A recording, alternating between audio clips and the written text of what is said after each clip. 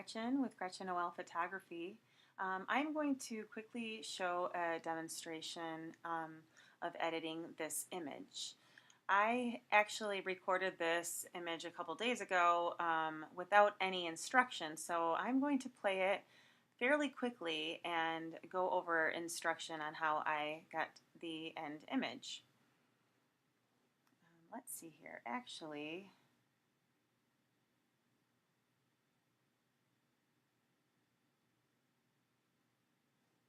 the first thing I did was I went in and with the spot healing tool, I removed some of her blemishes, but I started recording this after I did that one step. So here we go with this Thank you. edit.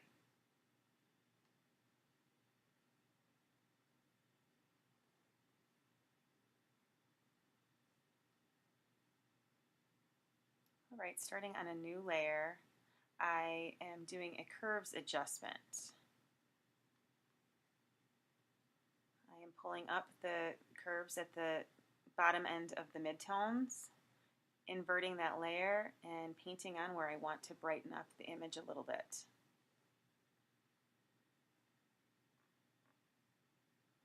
I go over the highlights of the hair. You'll see where the highlights naturally occur, and I'll just paint over them slightly.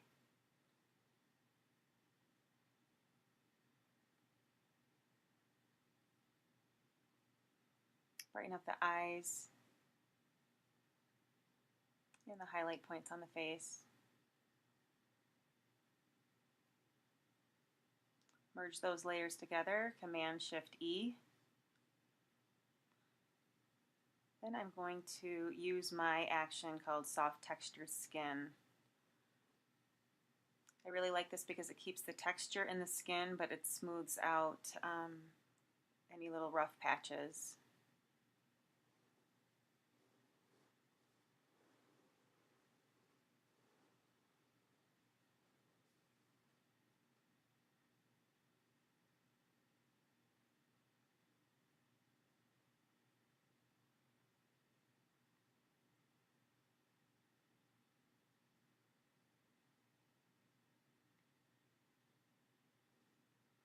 Just wanted to double check my brush, make sure, but as you see, you can still see the little hairs and texture on her arm, but it's just smoothing out the skin just a little bit.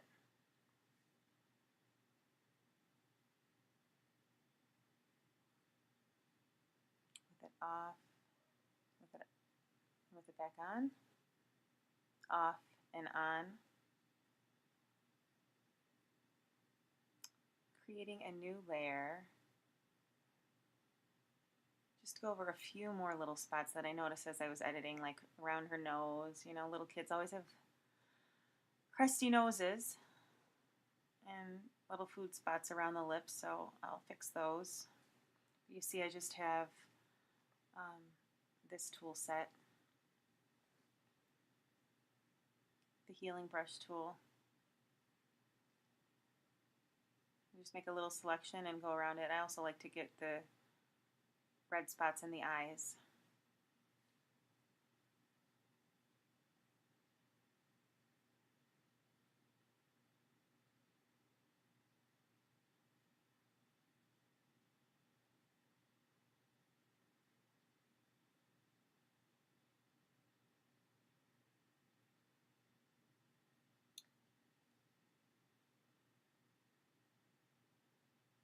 Next, I've clicked on Eye Enhance, which is one of my actions also. I use my actions just to speed up everything. I like to hand edit, but rather than making several different adjustment layers, I just have actions that I found that I use all the time, pretty much on every portrait. So I'm just painting with the Dodge tool set to mid-tones at 50% on the iris of the eye to brighten it a little bit.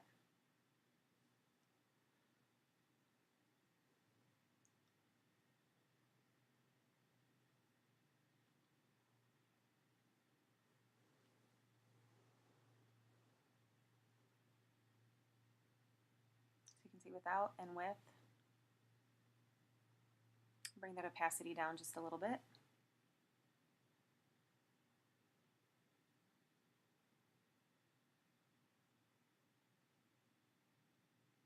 Now I just clicked on my Sharper Eyes action right here.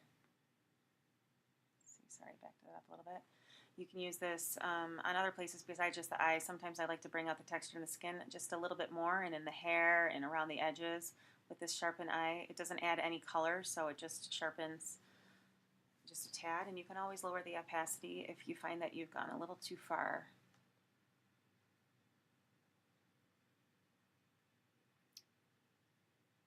Next I'm going to sculpt with Dodge and Burn.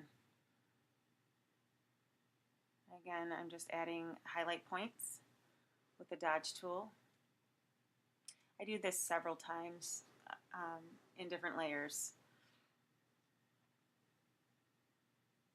I'd rather add in several different layers than to go overboard in one layer. So it does look like I'm going a little overboard right now, but in a second I will tone that down with a little bit of Gaussian blur.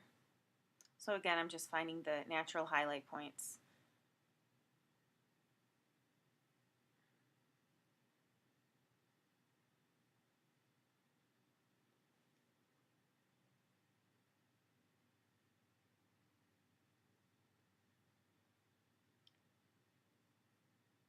This sculpt layer is basically a new layer set to a translucent gray. If you go a little overboard, there is a layer mask built in, so you can just brush off with the black brush if you want to erase it from any other spots. So as you can see, I did use a Gaussian blur, and I spread it out to somewhere usually between 30 and 40 to make it not so obvious, and then I'm going back in with more dodging. Like I said, I do it in layers. And I brought my exposure this time way down to 18%, so it's not brightening quite as much. But this also helps to add that painter quality, I feel, when you layer the dodging and burning. I'm just going to quickly speed this process up a little bit. Continuing to do the dodge and burn. I'm spreading it again with the Gaussian blur to about 41%. Adding a little touch to the nose and the corners of the eyes.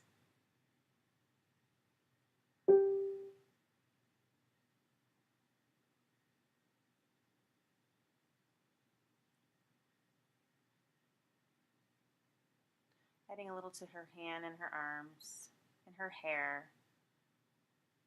You can see I did go over those highlights before, but now I'm adding it a little bit more, finding a couple little dark patches and fixing that.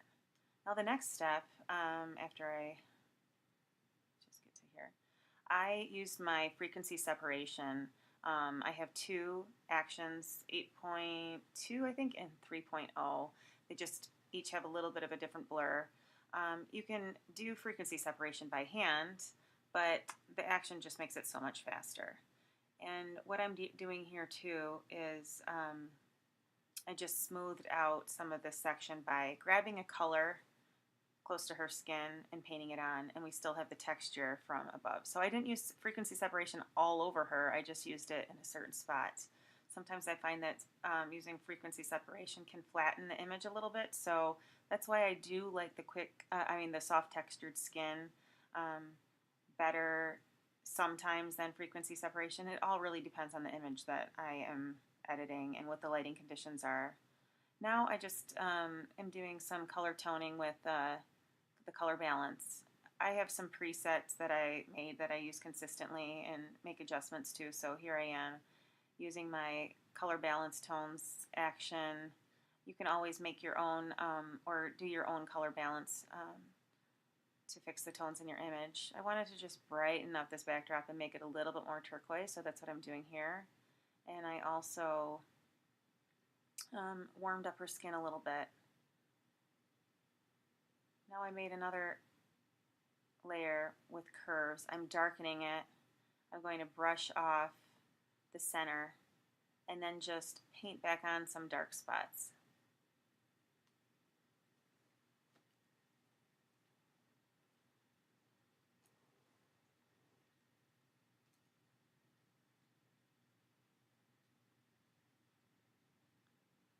I'm adding another curves layer where I'm pulling up the shadows, inverting it, and then just painting on a couple of the spots where I want it to be a little brighter, right in the center, and then I'll go back in and I'll darken. So I kind of use curves as kind of dodging and burning also, and it kind of helps to make the image pop.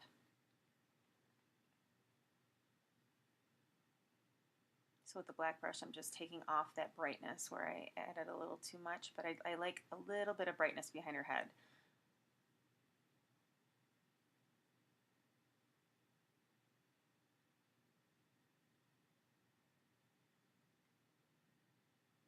Speed through this a little bit. I'm going to flatten that. I put it into a group. And brought down the opacity just a little bit.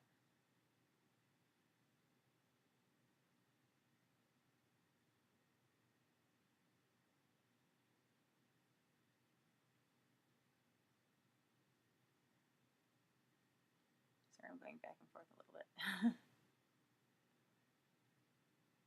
All right, here next we are doing a new layer.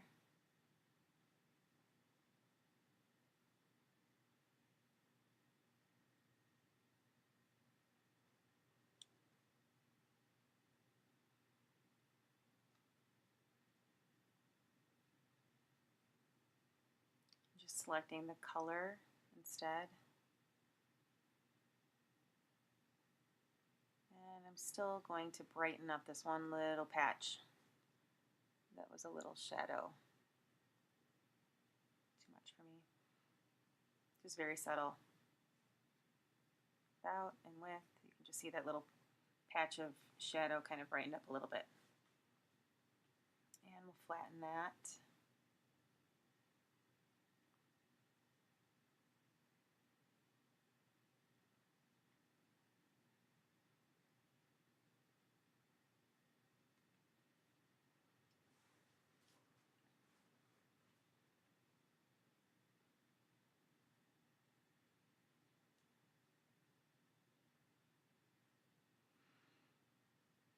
I have this action that I like called lip gloss. It basically just takes the highlights and just kind of makes them pop a little bit. Again, like dodge and burn. And of course, I'll erase some of this off because this is a little bit overboard, but at least you can see, again, where some of the highlights are and bring those up. Now this is only selecting the highlights, so if you go over an area that doesn't have any highlights, it's not going to do anything, which is why I will then erase it off. I will do another Gaussian blur to soften it and then take it off of the spots that I don't want it.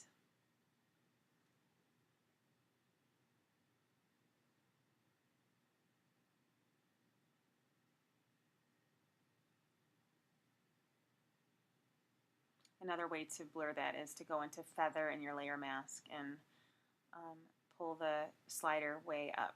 And I brought the opacity way down, and I just got a couple more highlights put onto her.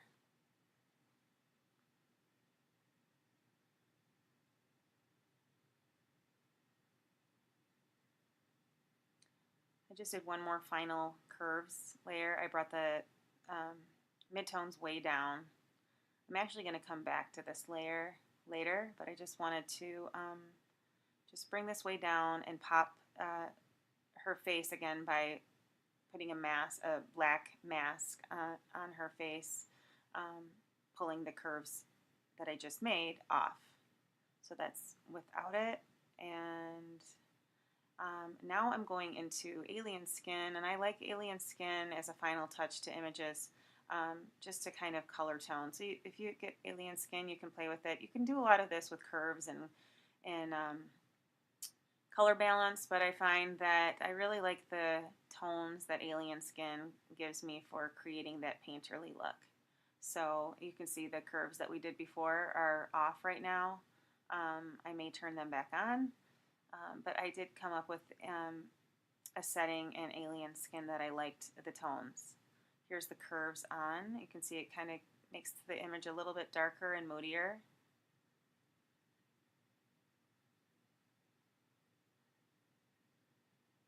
I've added just another curves layer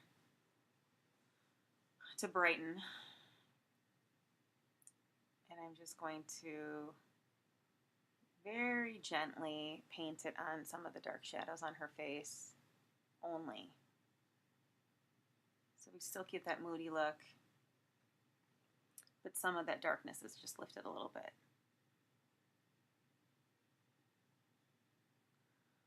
I didn't end up using this. Oh, this, I didn't like this little gap of her hair that was shown, so I created a duplicate layer, and with the patch tool I just pulled from different spots, and also used the clone stamp and spot healing tool to fill in this section of her hair. And then I added some more shadow in there too to make it a little more realistic. Now, one of the last things I'm doing is a levels. I have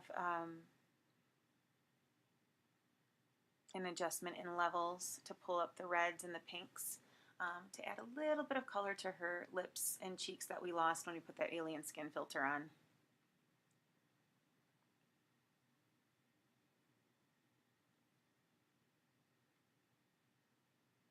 Let me speed this up a little bit to the next step.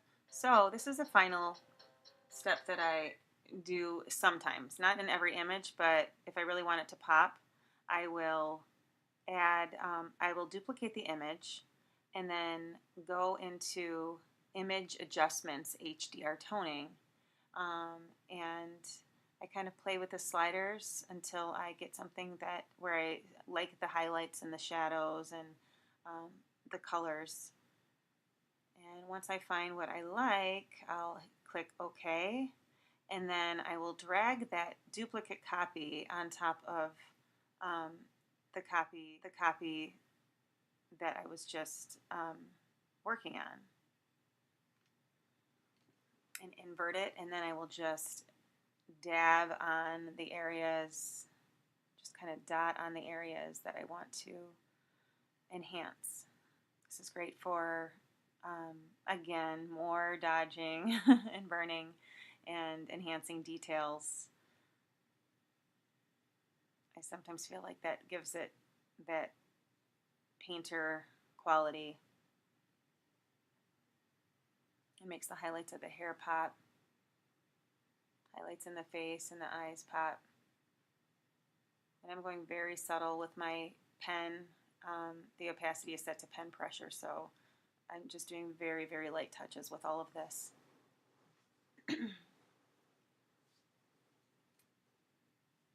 Without and with.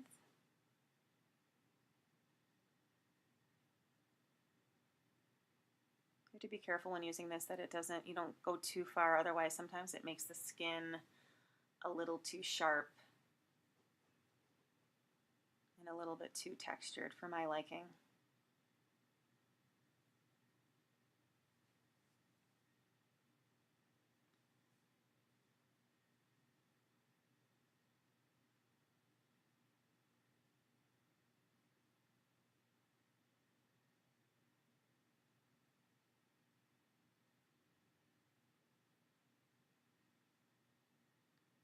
Just speed this up a little bit.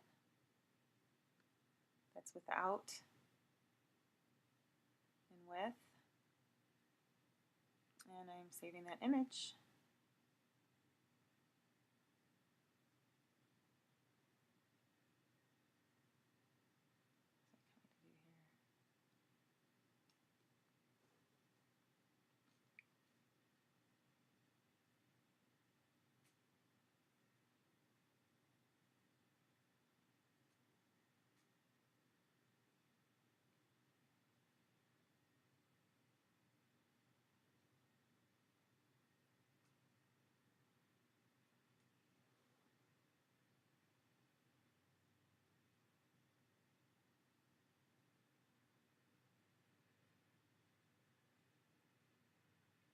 I'm going to come and crop. I kind of want to crop the image and just tilt her a little bit, so that's what I'm doing here.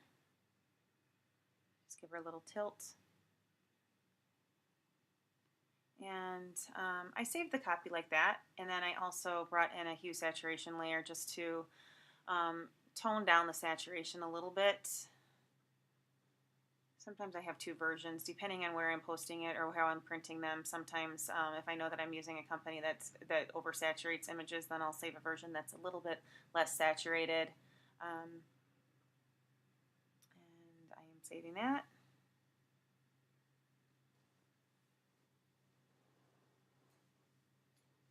And now I'll show you the difference between where we started, which was here, and where we finished.